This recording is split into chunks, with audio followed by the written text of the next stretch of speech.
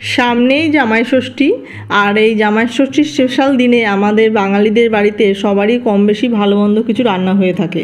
আর এই ভালো মন্দ রান্নার মধ্যে একটি স্পেশাল পদ হচ্ছে ইলিশ মাছ। তাই আজ আমি ইলিশ মাছেরই একটি রেসিপি শেয়ার করব, সেটা হচ্ছে কুমড়ো পাতায় ইলিশ পাতুরি। তাহলে আসুন বন্ধুরা, বেশি দেরি না করে আমরা রেসিপিটা শুরু করে নিই। কুমড়ো পাতা ইলিশ পাতুরি বানানোর জন্য এখানে আমি নিয়ে নিয়েছি 5 পিস ইলিশ মাছ, যদিও ইলিশ মাছের সাইজটা খুব একটা বড় না। আর এখানে নিয়ে নিয়েছি কয়েকটা কুমড়ো পাতা কচি, একদম আমি ভালো করে ধুয়ে পরিষ্কার করে জল ঝরিয়ে নিয়েছি। আর এখানে আমি এবার মশলা করে নেব। তো মিক্সারের বাটিতে নিয়ে নিয়েছি 2 চামচ কালো সর্ষে, আর নিয়ে নিয়েছি 1 চামচ সাদা সর্ষে, আর নিয়ে নিয়েছি 1 চামচ পোস্ত। তো আমি 2 রকম শস্য নিয়েই মশলাটা করে নিচ্ছি, আপনারা চাইলে 1 রকম শস্য দিয়েও করতে পারেন। তো মশলাটা একটু শুকনো খোলায় ঘুরিয়ে নিয়েছি, তারপরে এর মধ্যে দিয়ে দিলাম পরিমাণ মতো কাঁচা লঙ্কা, সামান্য একটু নুন দিয়ে দিচ্ছি যাতে সর্ষেগুলো না তেতো লাগে। তো দেখুন মশলাটা ভালো মতো করে নেওয়া হয়ে গেছে। এইদিকে আমি নিয়ে নিচ্ছি একটা বাটিতে 2 চামচ মতো টক দইটাকে ভালো করে ফেটিয়ে নেব। তারপরে আমরা এর মধ্যে যে সর্ষেটা বেটে রেখেছিলাম সেটা এর মধ্যে ঢেলে দেবো। তো এর মধ্যে আপনারা 2 চামচ নারকেল কোড়াও দিয়ে দিতে পারেন যদি নারকেল খেতে পছন্দ করেন।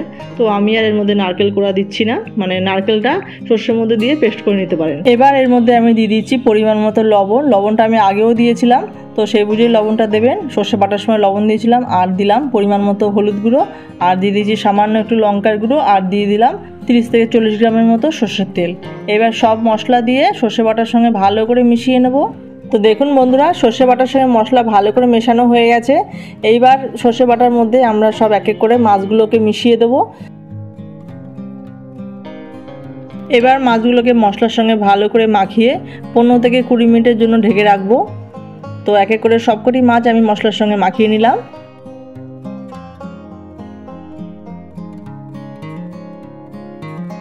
এবার 15 মিনিটের জন্য ঢেকে রাখছি।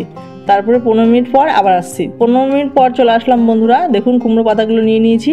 কুমড়ো পাতার যে শিরাগুলো আছে সেগুলোকে আমরা একটু থেতো করে নিচ্ছি, না হলে যখন পাতুরি বানাতে যাব তখন পাতাগুলো মাঝখান দিয়ে ছিঁড়ে যাবে, তো অসুবিধা হতে পারে। ওই জন্য আমি পাতাগুলোকে একটু থেতো করে নিচ্ছি। তো আপনারাও এইভাবে সবকটি পাতা এরকম থেতো করে নেবেন। পাতা যদি থেতো করতে না চান তাহলে আরেকটা প্রসেসও আছে।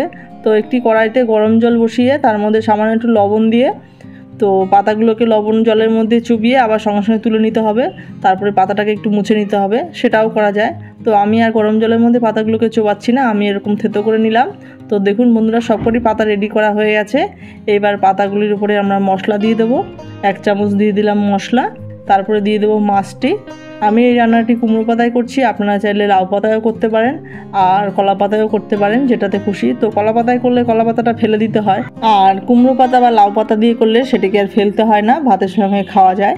তো দেখুন মাছ দেওয়া হয়ে গেল, মশলা দেওয়া হয়ে গেল। এবার একটা কাঁচা লঙ্কা দিয়ে দিলাম, আর দিয়ে দিলাম সামান্য একটুখানি সর্ষের তেল। এবার আমরা পাতাগুলোকে মুড়িয়ে নেব। তো দেখুন এভাবে ভাঁজ করে মুড়িয়ে নিচ্ছি। তো একটা কুমড়ো পাতাতে হবে না, আমি আরেকটা কুমড়ো পাতা নিয়ে নিচ্ছি। তো এইভাবে আপনাদের যেভাবে সুবিধা হয় সেভাবে মাছটাকে মুড়িয়ে তারপরে সুতো দিয়ে বেঁধে দেবেন। মাছটাকে পাতার সঙ্গে ভালো করে মোড়ানো হয়ে গেছে। এবার সুতো দিয়ে ভালো করে বেঁধে দিচ্ছি যাতে সাইড দিয়ে না বেরিয়ে যায়। তো এই পাশে একবার ঘুরিয়ে দিলাম, ওই পাশে একবার সুতো দিয়ে ঘুরিয়ে দিচ্ছি। এইভাবে একটু ঘুরিয়ে দিলেই পাতাটা ভালো করে আটকে যাবে।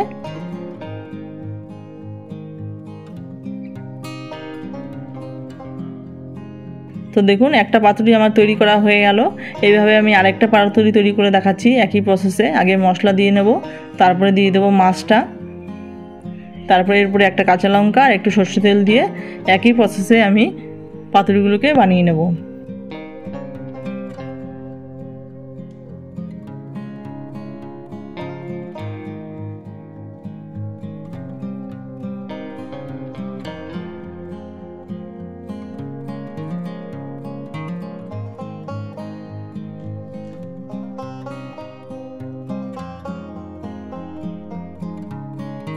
তো সবকটি পাতুরি আমার রেডি করা হয়ে গেছে। এবার আমি একটি ফ্রাই প্যান বসিয়ে দিয়েছি, তার মধ্যে আমি দিয়ে দিচ্ছি 2 চামচ সর্ষের তেল। তেলটা ভালো মতো গরম হয়ে গেছে। এবার এর মধ্যে এক এক করে পাতুরিগুলোকে ছেড়ে দিচ্ছি। তো তেল কিন্তু খুব বেশি দেওয়ার প্রয়োজন নেই, অল্প 2 চামচ কি 3 চামচ তেল দিলেই হয়ে যাবে। তো যেহেতু এটা পাতুরি রান্না করছি তাই খুব একটা তেলের প্রয়োজন নেই। তো পাতুরিগুলি সবগুলি ছেড়ে দেওয়ার পর তারপরে আমরা ঢেকে রেখেছিলাম 2 থেকে 3 মিনিটের জন্য। তো 2-3 মিনিট পর আবার পাতুরিগুলোকে একটু উল্টে দিচ্ছি। উল্টে দেওয়ার পর আবারও পাতুরিগুলোকে ঢেকে দেবো আমরা আরও 2-3 মিনিটের জন্য। টোটাল পাতুরিগুলোকে আমরা রান্না করে নেব 10 থেকে 12 মিনিটের জন্য। ইলিশ মাছ যেহেতু খুব একটা সময় লাগে না রান্না হতে, তাই 2-3 মিনিট পর পর পাতুরিগুলোকে উল্টে একটুখানি রান্না করে নেবো। আর যদি একটু তেলটা কম মনে হয় তাহলে আর একটু তেল দিয়ে দেবেন। আমি কিন্তু তেল একদমই কম দিয়েছি, পরে সামান্য একটু তেলের সাইড দিয়ে দিয়েছিলাম।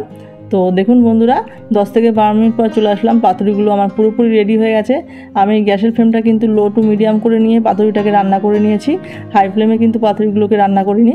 তো পাতুরিগুলোকে একটা প্লেটে নিয়ে নিয়েছি, এবার সুতোগুলোকে ছাড়িয়ে নিয়ে আপনাদের দেখাচ্ছি পাতুরিটি কেমন হয়েছে।